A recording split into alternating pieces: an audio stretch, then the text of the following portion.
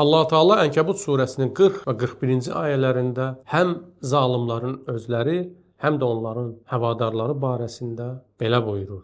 Biz hər birini öz günahlarına görə yaxaladıq. Kimisini qasırğa ilə, kimisini qorxunc bir səs ilə, kimisini yerə batırmaqla, kimisini də suda qərq etməklə məhv etdik. Bu ayədə zalimların aqibəti barəsində danışılır. Növbəti ayədə isə zalimlara sığınanlar barəsində söhbət açılır.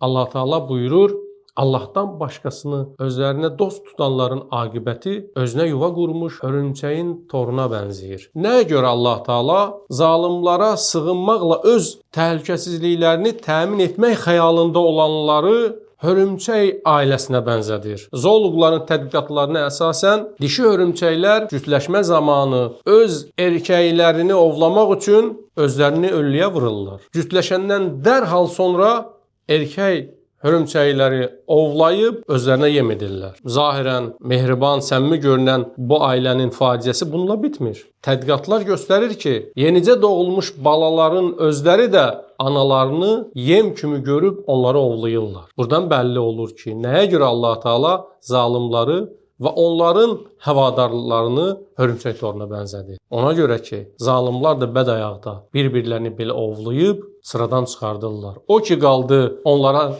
sığınanlara, onlara sığınmaqla öz təhlükəsizliyini təmin etmək xəyalında olanlara, onlar ki, onlar üçün heç bir dəyər daşımadığı üçün tez bada verirlər. Allah bizə bunu demək istəyir ki, İnsan yalnız və yalnız Allaha sığınmaqla həqiqi təhlükəsizliyini təmin edə bilər.